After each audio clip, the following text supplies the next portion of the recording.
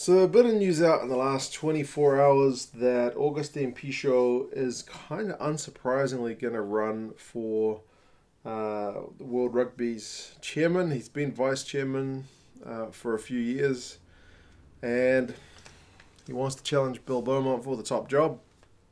He seems like a pretty ambitious fellow, does Pichot, so it's kind of, yeah, like I said, not the biggest surprise to see him running.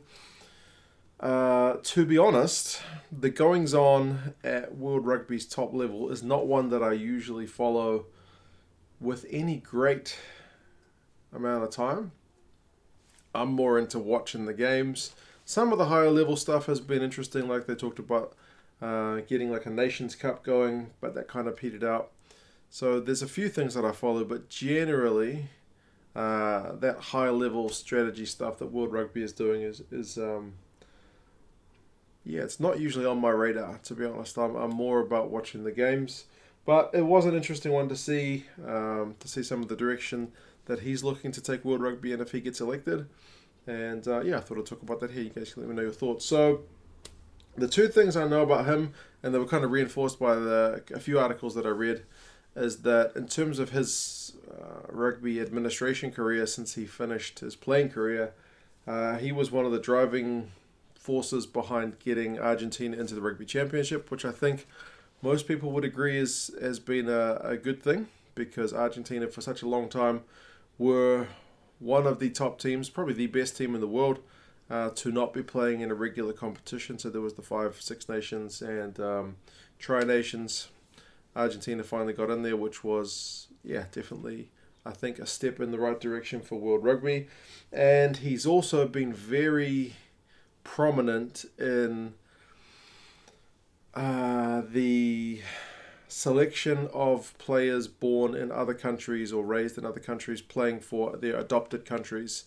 So he was one of the leading drivers in getting the residency rule extended from 3 to 5 years. And he's, when Devon Toner didn't get selected for Ireland, he talked about that.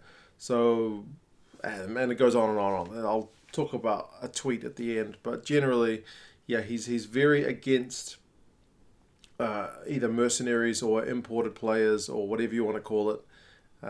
He doesn't dig that at all. So I know some people on the other hand would say you want the best people playing rugby at the elite level, but he is not of that view. He is of the view that you should only be playing for a country that you have a genuine connection with, and for him, 3 years residency doesn't cut the mustard. But anyway, that's kind of what I know about him.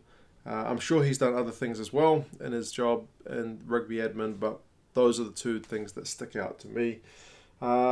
His vision for if he does get elected Rugby World Chairman, he's talked about growing the game, and he's talked a lot about it being for kind of the many and rather than the few. So I think he's talking about the big unions. Again, probably you're thinking the members of the Six Nations and the Rugby Championship, I guess, having a lion's share of the revenues and whatnot, and he wants that seemingly to be spread a bit more evenly to look at growing the game globally, which I think is something that most of us would probably want to happen, but everyone's still got their own issues internally that they need. Like I know here in New Zealand, whilst we also would like to see the game grow in places like America, like Georgia, all those, Japan, Fiji, we want all these teams to be better and have, more big games to play and more resources at their disposal. But also we're very concerned about our All Blacks not getting offered enough money here in New Zealand to stay, so they end up going abroad. So yeah, whether New Zealand Rugby would want to surrender more revenue, probably not. Nobody wants to. Everyone likes the idea of that bit more even spread, but I'm not sure anyone wants it to come out of their pocket, right? So I'm sure that's pretty universal across the board. So that's still what he's mentioned, though, is about things going for the many rather than the few, which I think, as I said, overall is a pretty admirable goal.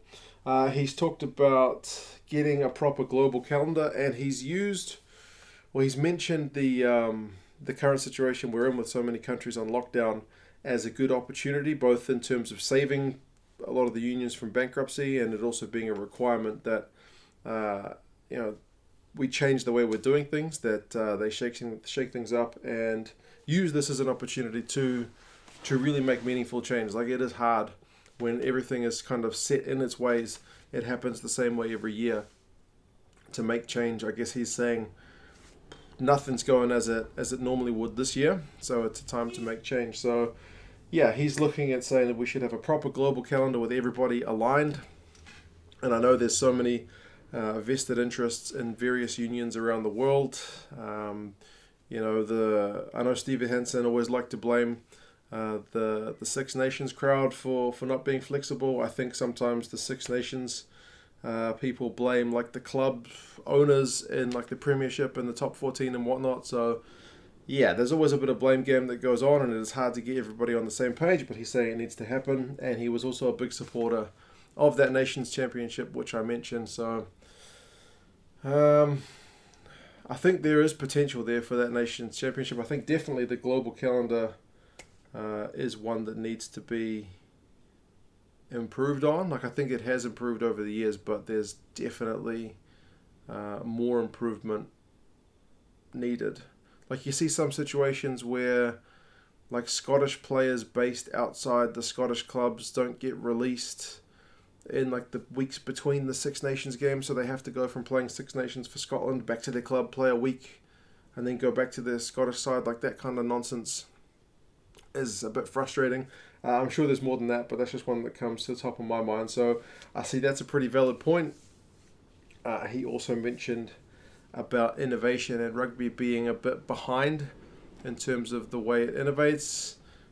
He's talked about technology, like Hawkeye is the example that they've used. I guess, I mean, there's probably more room for technology in rugby to get some of the decisions right.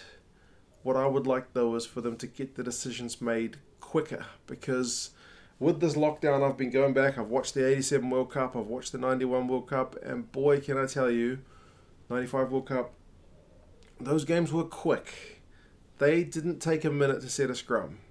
They didn't have 3-4 minutes looking at a TMO decision. They didn't have any checks.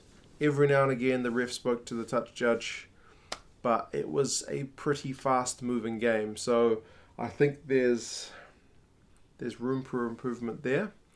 I still think there's some things that there probably is technical solutions that we could be implementing at the top level, like even forward passes.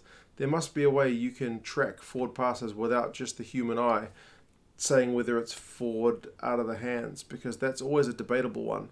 I feel like there should be some kind of way to track whether it's gone forward from someone's hands or not. But anyway, technology, he's saying rugby is behind a bit. And he's also mentioned that there should be a rugby game. And he mentioned that his kids don't play any rugby games. They play like Fortnite. He mentioned that, like, big other franchises, NBA, 2K, Madden, FIFA, all these games are way more popular than any rugby games because we don't have a good rugby game. I think he said there's been no good rugby game since the Jonah Lomu game on PS1. Some people would say Rugby 08 was the last good one, but either way, I've been playing Rugby 20 a bit on Twitch. I'll put a link in there if you haven't seen it, but yeah, it's not the best. It's nice to have a rugby game to play, but boy, is that thing flawed.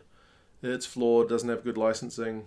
It's got partial licensing, and there's a heap of things that just, I can't believe they released a game with some of the things that happen in it. But anyway, he says, and I guess it makes sense as well, because what I have read previously is that like the average age of people who are really hardcore rugby fans is getting older.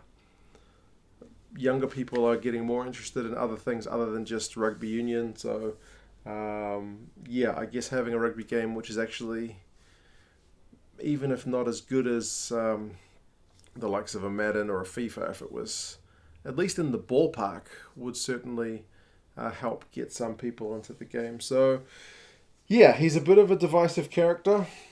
There's that tweet. If you don't know what I'm talking about, when I was still fairly new into my channel, probably less than a year, I did a video. I did all the research myself about foreign-born players for like the November test squads. I got most of the information from Wikipedia. Other sources as well, like some of the unions have got like bios on their players, and I looked, where were they born?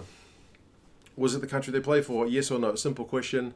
Had a heap of grey areas because, like, I always use my kids as the example. I got 2 kids, they were born in different countries, so there's heaps of grey areas. But I was just trying to keep it simple for my own research purposes. That born in that country they play for, yes or no? And I made a video. Did the stats, ranked the countries by fewest foreign-born players to most. And for me, it was just a video, but it was one that attracted a fair few views. One of my first quite popular videos, like more popular than anything I'd done prior to that point. And it got picked up by a couple of like rugby websites. I think Ultimate Rugby was the one who also tweeted my numbers. And then he tweeted my numbers. Agustin Pichot tweeted my numbers.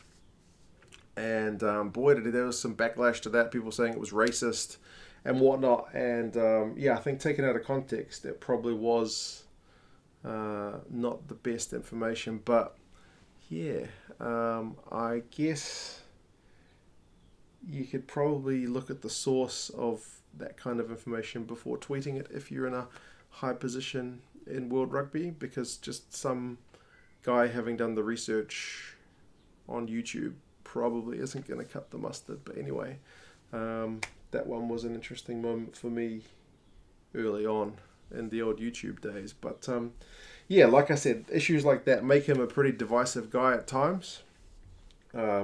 I think looking at the broad level, I haven't looked at the real details of what he wants to do. It seems like there's some decent ideas there, things that you can get on board with. Bill Beaumont seems to be pretty much just the steady as she goes kind of guy. I don't know much about what he's done. I'm sure he's done lots of good things.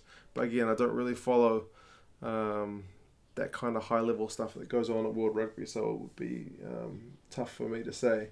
You guys let me know your thoughts. How do you think this one is going to go? Laporte was on, he's running for vice chairman. He's the one with the proposed idea about the club World Cup kind of thing. So he's got the idea of kind of bringing back the Nations Championship, global calendar, all that kind of stuff. So yeah, there might be some change on the horizon. We will see. You guys let me know your thoughts. What do you think about Pichot? Do you think he's got a chance of beating Beaumont?